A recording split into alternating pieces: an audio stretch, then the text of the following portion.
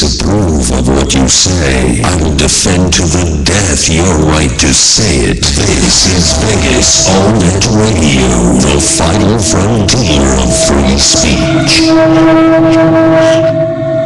Do you wanna dance? Welcome to Do You Wanna Dance with Sophia in Sapphire. Learn how simple it is to go from wallflower dreamer to confident center of the stage dancer. Whether it's the first dance as husband in wife or another option for date night, we'll help you go from nerdy to flirty, jumpstarting your dancing journey and transforming your experience into a personal expression of what makes you, you.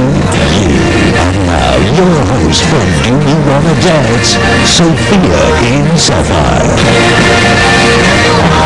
Welcome to the Do You Wanna Dance radio show. I'm your hostess, Sophia, and you're listening live on VegasAllNetRadio.com.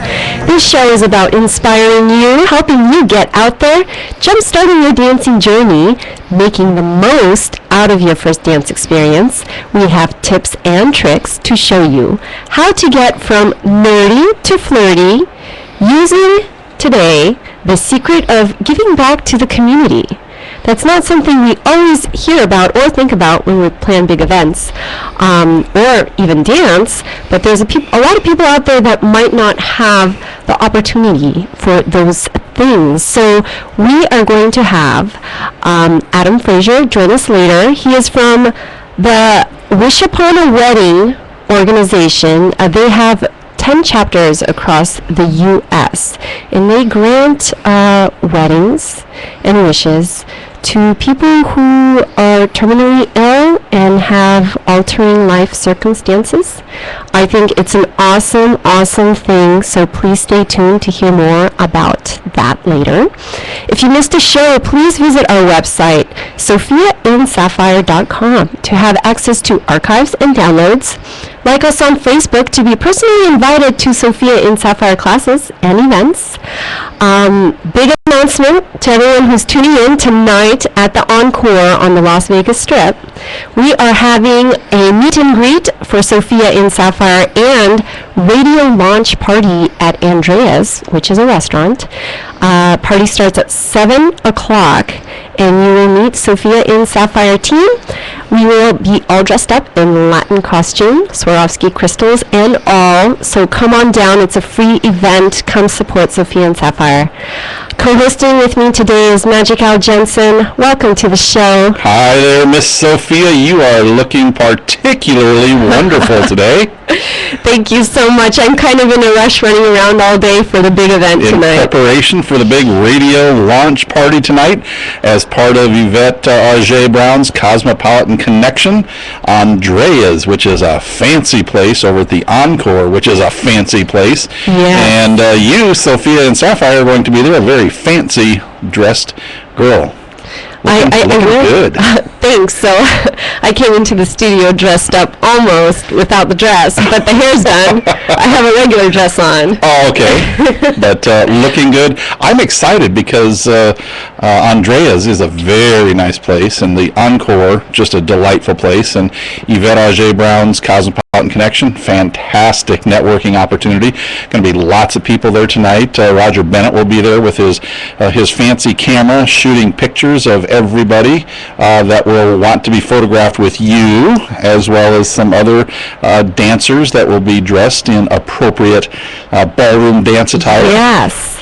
That's pretty exciting because it's not something you see every day. Well, you do, but I mean the rest of us generally Well, don't. I mean, I don't either. I do see it at the competition, but these gowns are, some of them are thousands of dollars. Really? Mine was $3,000. What, three? I bought it used. Goodness. Yeah. And it's covered in thousands of Swarovski crystals. I just look like a piece of jewelry. But it's cool because one thing about the ballroom world is that it's like a movie. It's what you see on TV. It is very glitzy, and what's nice is that it's a once-in-a-lifetime sort of thing.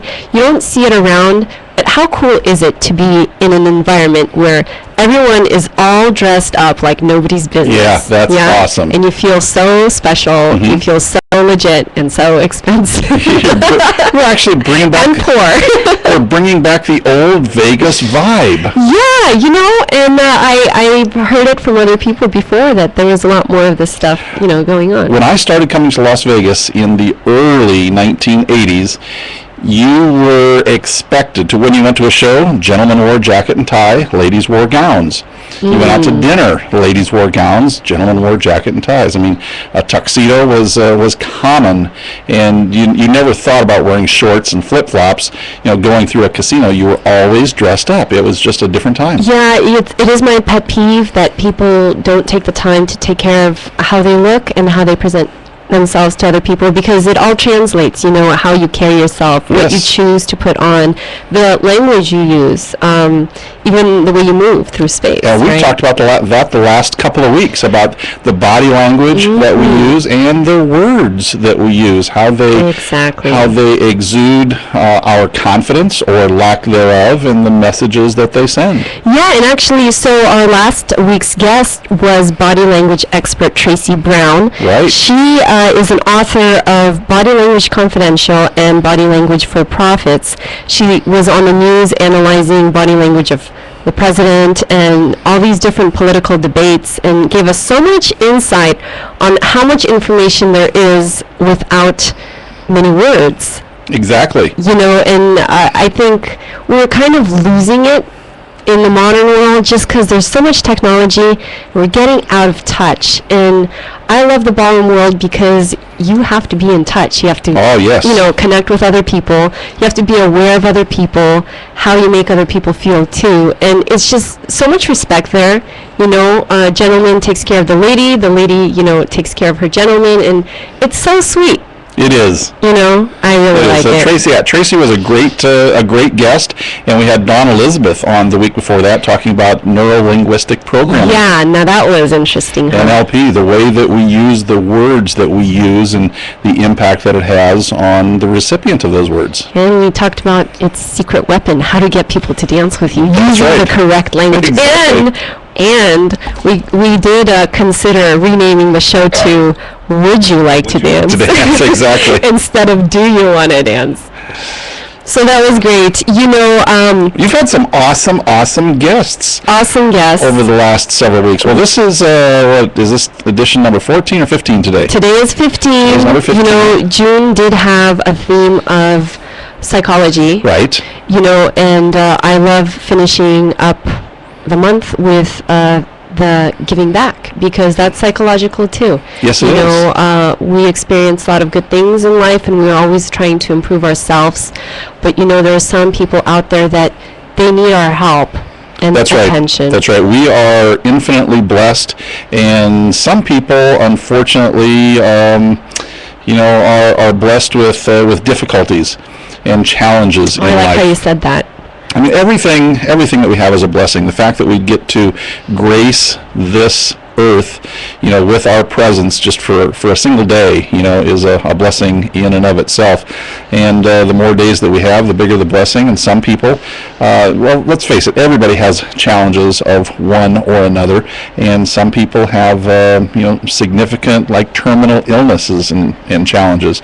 So our guest, Adam Frazier, a little bit later is going to be talking about how his organization helps to give back to the community, especially those people who are facing terminal illnesses. Yeah, and through weddings. Exactly. That's so cool.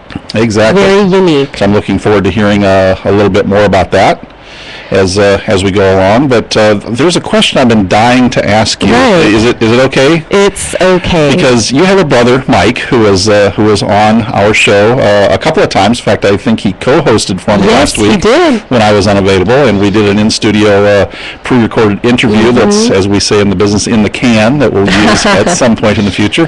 And here in just a couple of days, he is preparing to get on an airplane and head to St. Petersburg, Russia. Yes, you know, and one of the reasons he's kind of drawn to going back is just the different psychology of the people. I mean, people in other countries, in across the world, sometimes they, you know, are more eager to help each other out. Sure. You know, and the giving back is a little bit more commonplace, like every day. Right. You know, if you're stuck in a crunch, And someone will come. Yes, I think that is probably more prevalent in, I don't like to use the term third world countries, but countries and communities that are not, as economically blessed as we are here. When times are tough, people pull together. And I think that's a trait of those kind of communities. When we don't have the money to spend, we share our time and our talents with our neighbors. And I think that's what you're saying.